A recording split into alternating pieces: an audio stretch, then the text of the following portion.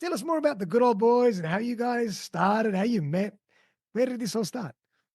Yeah, so myself, Q, Mario, and Gran Wiz, Wafiq, we all met in college. I went to university in Rock Hill, South Carolina. I'm going to date myself a little bit, but the late 90s, early 2000s.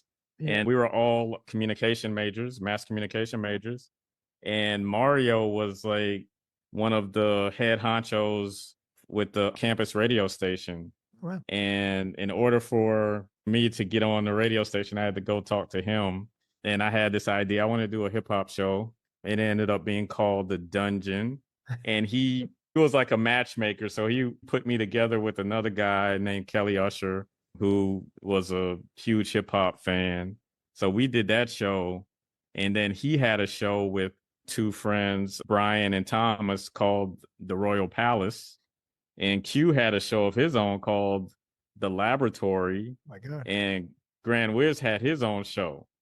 But as we all graduated a few years after, we just all had that hunger to continue what we started in college. And instead, like I had this idea for a show at the time. I was doing it with the Mario Washington and another friend, Kimberly Shaw, called the Good Ole Boys. We are kind of doing like a lot of skits Yep. more so than anything. But then Mario was like, why don't we do it with four guys?